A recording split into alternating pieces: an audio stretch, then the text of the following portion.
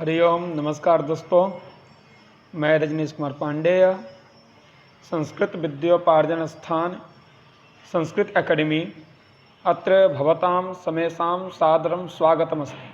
यहाँ पर आप सभी का स्वागत है। तो हम आज बात करेंगे संस्कृत में भाववाच्य का परिवर्तन नियम, अर्थात कर्तृवाच्य से भाववाच्य में अनुवाद कैसे करें। इससे पहले कर्तृवाच्य और कर्मवाच्य में अनुवाद कैसे करें, उसका सामान्य नियम क्या है, सामान्य परिवर्तन का नियम क्या है, ये सभी देखे थे। तो आप हमारे YouTube चैनल के माध्यम से कर्तृवाच्य में अनुवाद कैसे करें, कर्मवाच्य में अनुवाद कैसे करें, उसका नियम क्या है, ये सभी जान सकते हैं। पर आज कर्तृवाच्य से भाववाच्य में परिवर्तन करने का नियम क्या है। तो हम सभी कर्तृवाच्य, कर्मवाच्य, भाववाच्य, इन तीनों वाच्यों का सामान्य परिचय देखते हुए ज़्यादा भाववाच्य परिवर्तन का नियम जानेंगे और अनुवाद देखेंगे कि भाववाच्य में क्या है, भाववाच्य का परिवर्तन नियम क्या है, ये सभी देखेंगे। हमने जब कर्तृवाच्य पढ़ रहे थे उस समय बताया था कि धातु दो प्रकार के होते हैं, एक सकर्मक, एक अकर्मक। सकर्मक धातु से कर्तृवाच्य और कर्मवाच्य बनते हैं। अकर्मक धातु में कर्तृवाच्य और भाववाच्य बनते हैं।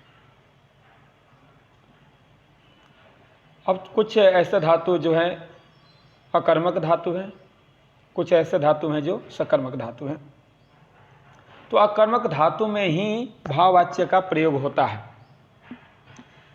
अब थोड़ा कर्तृवाच्य के नियम जान जाते हैं, फिर कर्मवाच्य, पुनः भाववाच्य। कर्तृवाच्य क्या होता है?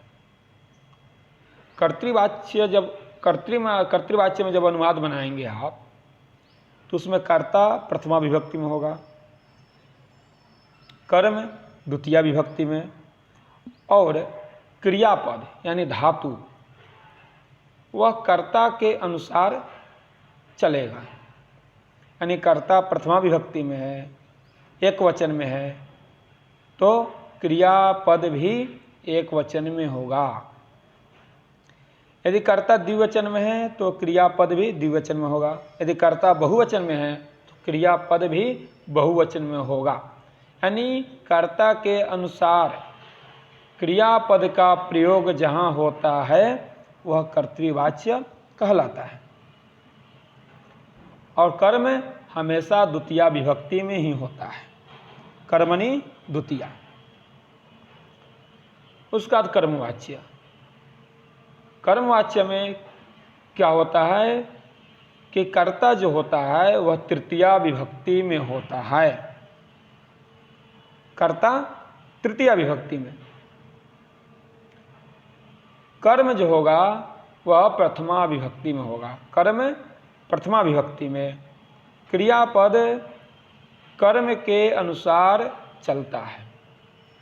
यदि कर्म प्रथमा विभक्ति के एक वचन है तो क्रियापद भी एक वचन में होगा। यदि द्विवचन है कर्म तो क्रियापद भी द्विवचन होगा। यदि कर्म बहुवचन में है प्रथमा विभक्ति के तो क्रियापद भी प्रथमा विभक्ति के बहुवचन में होगा। कर्तृवाच्य में जो कर्ता है वो प्रथमा विभक्ति में होता है, लेकिन कर्मवाच्य में वह कर्ता तृतीया विभक्ति में हो जाता है। यह परिवर्तन नियम है। कर्तृवाच्य में कर्म द्वितीया विभक्ति में है तो कर्मवाच्य में कर्म प्रथमा विभक्ति में होगा।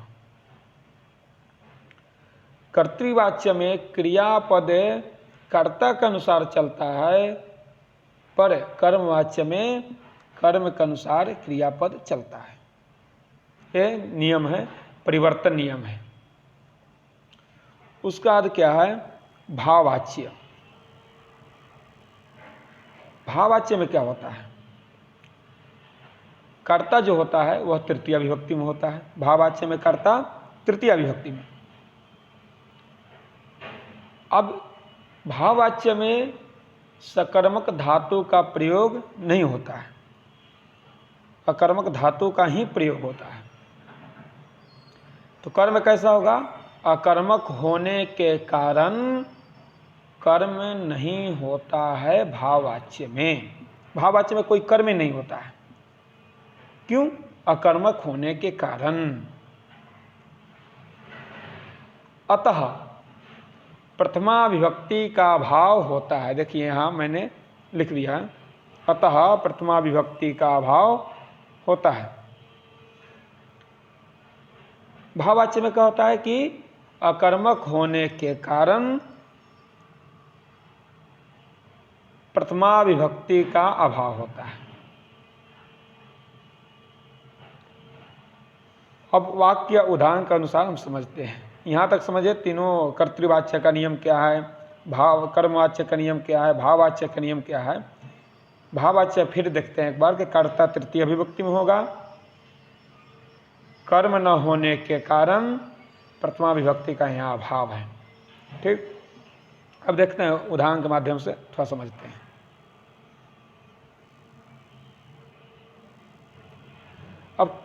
अब पहले ही बता चुके हैं, जो पहले वाले वीडियो देखेंगे कर्तृवाच्य में, तो वहाँ से विस्तार से बताया है कि अकर्मक धातु जो होते हैं उनमें कर्तृवाच्य और भाववाच्य ही बनते हैं, कर्मवाच्य नहीं बनते हैं। तो कर्तृवाच्य से भाववाच्य परिवर्तन कैसे होते हैं यह देखते हैं उदाहरणों के माध्यम से। रामः हसति, राम हंसता है, यह कर्तृवाच्य हुआ। रामः हसति यह कर्तृवाच्य है। रामः क्या है? कर्ता है, हंस धातु है, क्रियापद हसति है। तो रामः हसति कर्तृवाच्य है। अब इसको भाववाच्य में कैसे परिवर्तन करेंगे? तो भाववाच्य मैंने बताया था यहाँ, अब देखिए यहाँ है, कर्ता जो होगा तृतीया विभक्ति में होगा। जब कर्तृवाच्य से भाववाच्य में परिवर्तन करेंगे तो कर्ता क्या हो जाएगा? तृतीया विभक्ति में होगा। तो यहाँ देखते हैं, राम हसति में रामः में प्रथमा विभक्ति का एक वचन है और हंस धातु है, क्रियापद हसति है। तो भाववाच्य में रामः का तृतीया विभक्ति हो जाएगा, तो रामेण। हसति का हस धातु के साथ यक प्रत्यय लगकर, जो यहाँ यक दिख रहा है ना, हस्य हस्यते, यहाँ उसमें यक प्रत्यय लगकर हस्यते बनता है, रामेण हस्यते। तो हंस धातु क्या है? अकर्मक धातु है, जिसमें कर्म होता ही नहीं है, कर्म का प्रयोग होता ही नहीं है, तो अकर्मक धातु है। तो इसीलिए बना रामः का तृतीया विभक्ति रामेण, और हंस प्रत्यय, हंस जो धातु है इस धातु में यक प्रत्यय लगकर हस्यते बना, तो रामेण हस्यते। बालकौ हसतः, बालकौ हसतः। तो बालकों में कौन सा विभक्ति है? प्रथमा विभक्ति के द्विवचन है।